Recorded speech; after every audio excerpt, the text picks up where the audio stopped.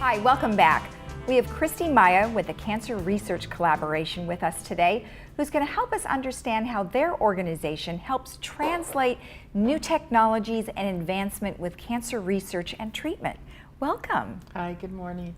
So that's a lot to say for one organization. Tell us a little bit about what CRC is all about. So the CRC was put together, we grew up out of a breast cancer research program that was doing clinical work, working with BreastLink Medical Group, and Dr. John Link is the founder.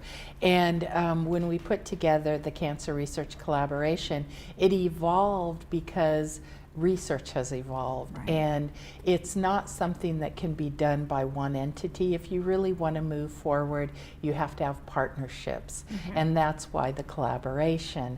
And then the way that cancer technology is moving with the human genome and with genomics, it's more than about an anatomical site such as breast cancer. It's more about these gene targets. So when we formed the foundation organization 5 years ago, we decided to think beyond just breast cancer, which is where cancer research was going, into cancer overall, because the development of new procedures, new drugs, new treatments, things like that are going to be based on genomic targets, pathways, not necessarily the fact that it's a breast cancer or lung cancer. And there's reasons for that, why drug development is going to begin to move a lot faster, Right. because you're not going to be limited by that type of cancer. So for someone who is looking into treatments or research that's being done, and they come to you, how do you help them understand everything that's going on? Well, it is a lot about education. It is a mouthful, and to synthesize that down. But I think that, patients looking for research and looking for research as a treatment option, the best thing to do is to look from the time of diagnosis. It used to be that research was brought into the picture or the treatment planning conversation when it was the last house on the block. It's not that way anymore. So we encourage patients when they call us and say, what trials do you have going? What are you doing? To go out and look at clinicaltrials.gov, see everything that's out there, kind of look at the information. If they have questions, they can call us back, but they can take that to their physician and discuss it with them. Okay. Most of the trials that we're doing in the clinical setting that our organization partners with BreastLink is in the area of breast cancer, except in advanced diagnostics, we're doing other work.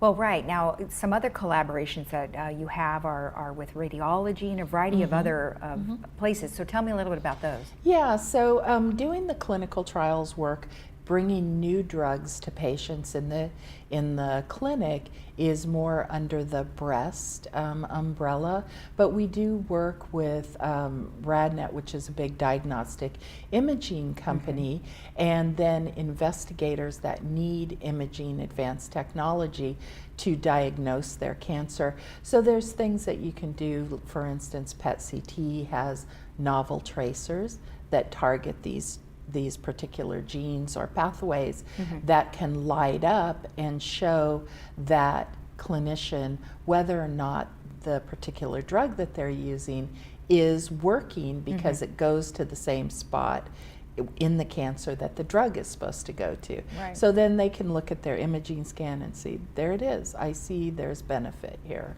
Okay, and so with all of your collaborations that you do, is there any one in particular area that you feel is more important than another right now?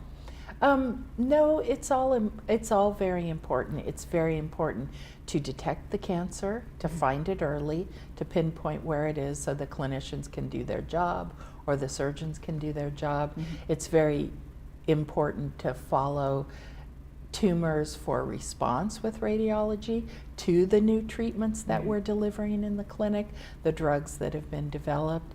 And it's very important for the patient that after they're treated with their cancer, they have other strategies to prolong their life and give them good quality of life. Okay.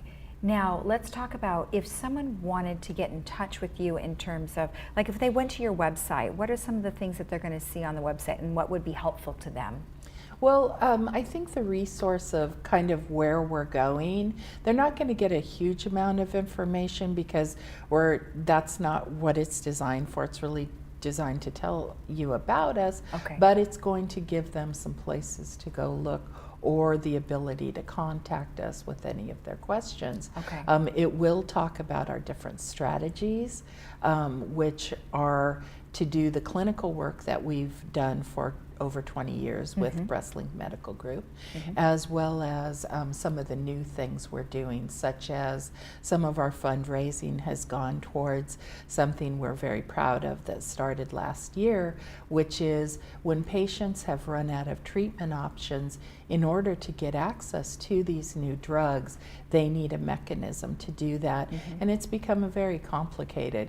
So we have taken some of our money and put it into a program that we will help patients access new drugs under a compassionate use protocol. That's all the regulatory things are all rolled up into it, and they're able to receive those drugs when they have no other treatment options left. Well, sounds like a very good resource for people, though, for sure, right? I think so. Yeah. Okay, excellent. And you did talk a little bit about fundraising. What are some of the fundraising things that you're going to be doing over the next year? So we're going to have our 5th annual golf tournament. Okay. And that takes place September 17th, and that's at the Mission Viejo Country Club. Okay. And that's our primary fundraiser. We do take private donations, and people have made arrangements, to give other gifts and other ways that we work with their estate planning and things like that. And all of that goes into assisting us to do the work that we do, which is to have collaborations, be able to do clinical trials, to be able to cover compassionate use protocols for patients, as well as we've opened some new programs. We just began to do some work in New York, so we do have a chapter in New York. Okay. And most of the funding in New York is going to patient programs, education. Genetics is a big thing in cancer right now, and so a genetic counselor, we're able to fund in a program that gives access to breast cancer patients to a genetic counselor, as well as we just launched a new nutritional program with a company called Blue Mesa Health. Who it's an app-based program, and they've done a really fantastic job in the area of diabetes, of making outcomes, and we know that women with breast cancer who will have a better outcome if they pay attention to diet and exercise. And so this is a program that we've been able to fund, and it just launched. It's going to be on our website if anybody wants to find out about it. Right now it's launched in New York, but we are going to bring it to the West Coast. It sounds great. I mean, what a nice, helpful thing for people to have. Yeah, we think so. And there's a big need. And sometimes, even just under normal circumstances, that's a difficult subject, know. And but when people have undergone treatment and they want to make that change, sometimes the financial resources aren't there. But this gives them access to a coach and a nutritionist and a way to track all that. And it's something that's funded by our program. Excellent. Is there anything else that you'd like to tell us about it that you think I might have forgotten? No, I don't think so. I think just the important thing about cancer and cancer research and what all the organizations are doing is the field is accelerated in finding new discoveries, but with that brings costs, and organizations don't have the access to funding. And if we're going to keep, the way we're going to make advances is by working together. And we need to continue to be able to do that work, to reach out to academic partners, to private partners, to not be owned by one single thing, but to be able to focus. And that's my board makes sure that our focus is to do what's best for the patient that's going to be on the other end of the research that we do, and not to do it for a single organization. Right. Well, thank you very much for the information. I appreciate it. No, thank you for having me this morning. And if you have any additional questions regarding cancer research collaboration, you can always go to their website. We'll be right back after this.